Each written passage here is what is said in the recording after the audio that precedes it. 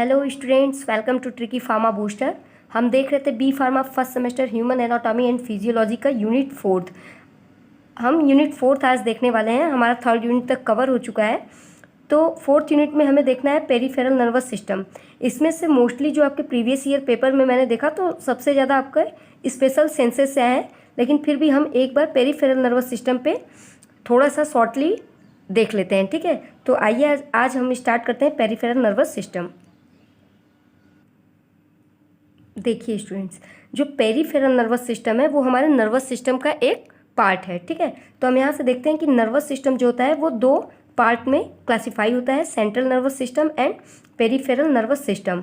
Again central nervous system जो होता है वो फर्दर आपके ब्रेन और स्पाइनल कॉर्ड में क्लासिफाई होता है, और जो पेरिफेरल नर्वस सिस्टम होता है फर्दर 3 पार्ट में क्लासिफाई होते हैं, somatic nervous system, autonomic nervous system, enteric nervous system.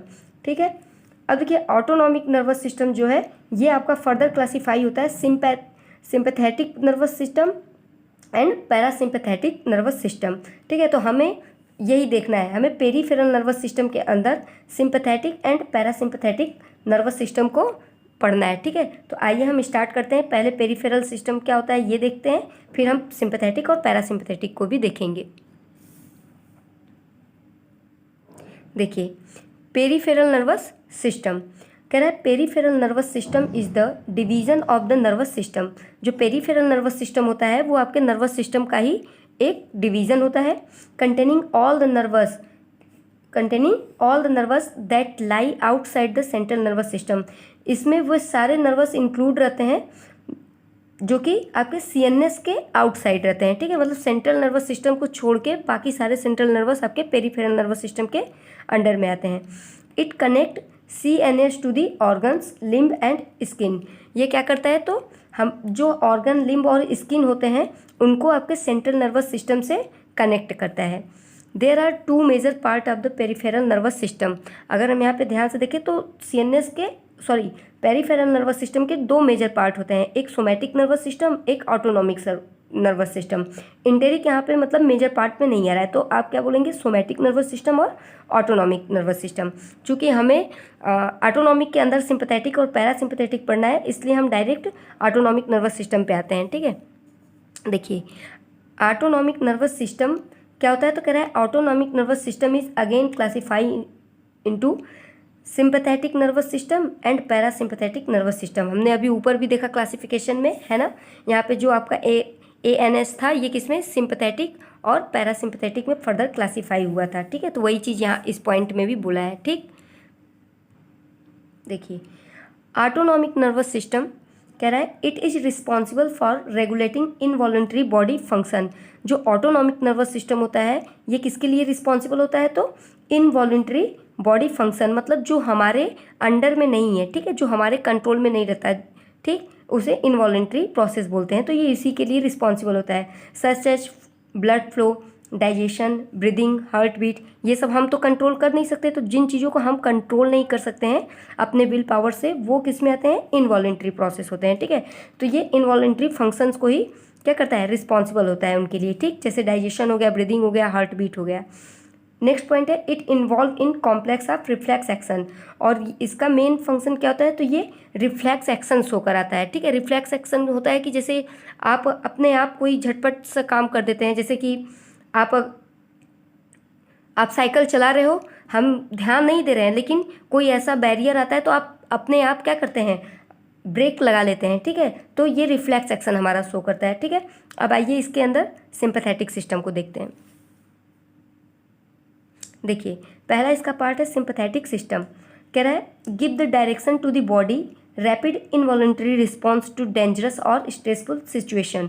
Sympathetic system जो होता है वो हमें किसी स्ट्रेसफुल या फिर डेंजरस या फिर जो मतलब बहुत अचानक से हो जाए, ठीक है, ऐसे सिचुएशन में सिंपैथेटिक सिस्टम हमारा काम करता है। ठीक है, sympathetic stimulation mobilise the body for fight और फ्लाइट। जो सिंपैथेटिक स्टिमुलेशन होता है वो क्या करता है, हमारे बॉडी को फाइट या फ्लाइट के लिए ही मतलब रिस्पॉन्स करता है। ठीक है, फाइट या फ्लाइट मतलब कि जैसे कि आपको उससे लड़ना हो, ठीक है, उसके लिए प्रिपेयर करता है। ठीक है, देखिए नेक्स्ट पॉइंट कह रहा है nor epinephrine hormone is the main neurotransmitter used by the sympathetic nervous system.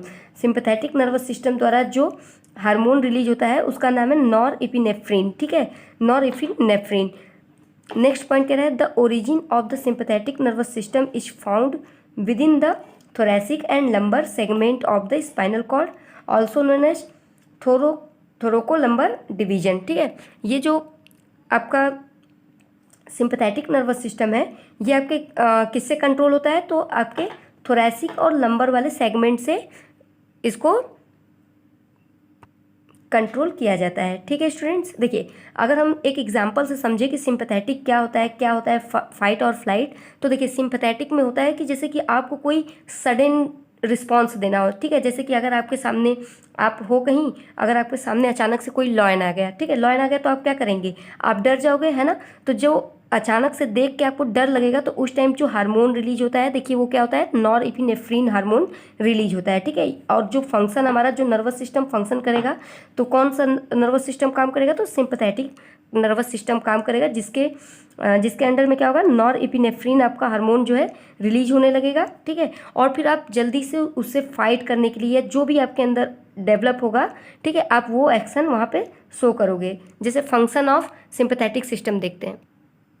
देखिए फंक्शन ऑफ सिंपैथेटिक सिस्टम, ठीक है, तो इसमें क्या होता है, to stimulate the body for fight और फ्लाइट। हमारे बॉडी को ये स्टिमुलेट करता है फाइट करने के लिए या फ्लाइट करने के लिए, ठीक है। टू मेंटेन द होम्योस्टेसिस, हमारे बॉडी में होम्योस्टेसिस को मेंटेन कर। देखिए नेक्स्ट है टू डायलेट पीपल ऑफ आई, हमारे आई के पीपल्स को क्या कर देता है, डायलेट कर देता है, ठीक है। सलाइवा इनिबिटेड, जो सलाइवा सिक्रीशन होता है उसे रोक देता है, सलाइवा सिक्रीशन नहीं होता है, ठीक है। Heart rate increases, heart rate क्या हो जाता है, इंक्रीज हो जाता है। स्टमक इनहिबिशन डाइजेशन, हमारे स्टमक में जो डाइजेशन है वो उस प्रोसेस में इनहिबिशन होगा, ठीक है। किडनी रिलीज एड्रिनलिन, किडनी क्या करेगा, एड्रिनलिन हार्मोन को रिलीज करेगा। कॉन्स्ट्रिक्ट ब्लड वेसल्स, और जो ब्लड वेसल्स होते हैं वो कॉन्स्ट्रिक्ट होने लगेंगे, ठीक है, सिकुड़ने लगेंगे। अब हम इसे एक एग्जांपल से समझे कि कैसे फंक्शन कर रहा है। तो जैसे अभी मैंने बोला कि अगर अचानक से आपके सामने बताइए शेर आ जाएगा तो क्या होगा, जैसे बोल रहा है टू डायलेट पीपल ऑफ आई, आपकी आँखें कैसे हो जाएंगी, खुली की खुली रह जाएंगी, है ना। तो पीपल जो होता है कैसा हो जाता है, डायलेट हो जाता है।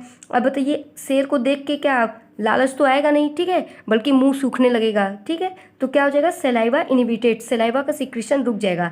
शेर देख के क्या होगा, हार्ट रेट आपका इंक्रीज हो जाएगा, ठीक है। जितने भी डर से जो भी प्रोसेस होते हैं वही यहाँ पे होता है सिंपैथेटिक वाला, ठीक। तो हार्ट रेट आपका क्या हो जाएगा, इंक्रीज हो जाएगा। हार्ट रेट कैसे इंक्रीज होगा, तो जब ब्लड वेसल आपका क्या होगा, कॉन्स्ट्रिक्ट होगा, ब्लड वेसल जैसे सिकुड़ जाएगा तो आपका हार्ट रेट ज़्यादा हो जाएगा। तो ये आपका फंक्शन हो गया किसका, सिंपैथेटिक नर्वस सिस्टम का, ठीक है। अब आइए पैरासिम्पैथेटिक नर्वस सिस्टम देखते हैं।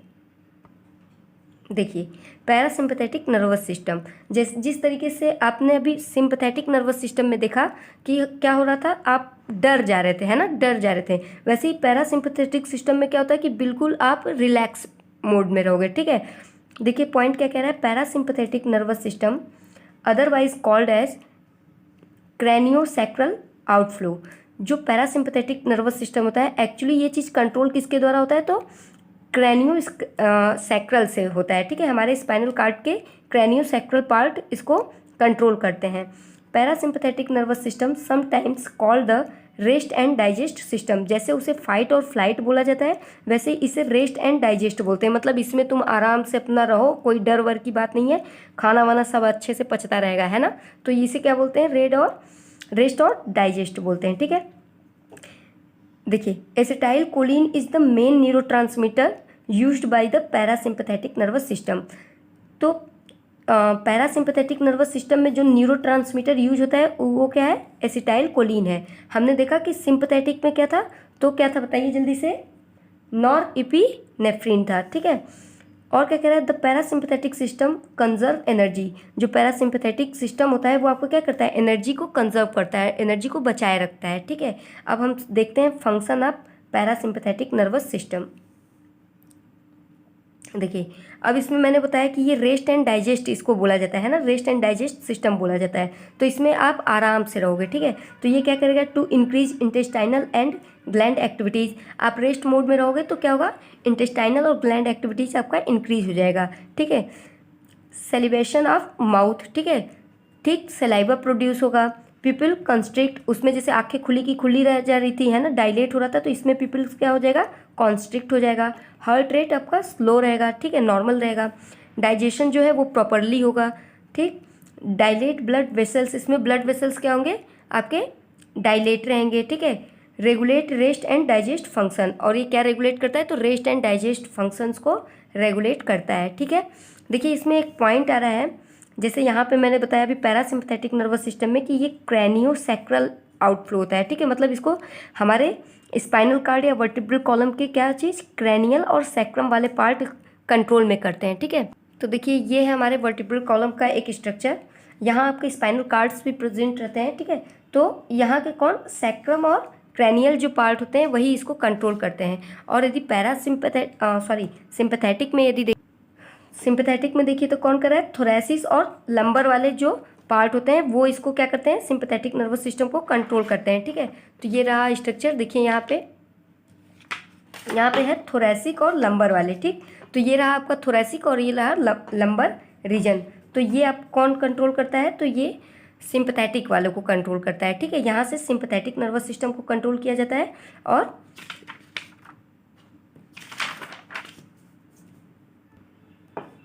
क्रैनियो और सैक्रल से आपके पैरासिम्पथेटिक नर्वस सिस्टम को कंट्रोल किया जाता है।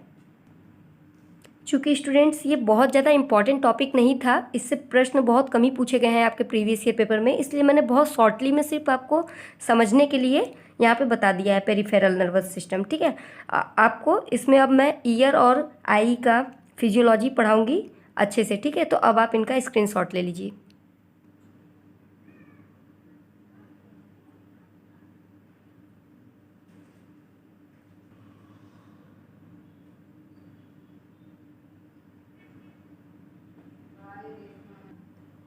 थैंक यू स्टूडेंट्स, आप इसी तरीके से मुझे सपोर्ट करते रहिए, आपका सपोर्ट ही मेरे लिए मोटिवेशन है। Thank you so much.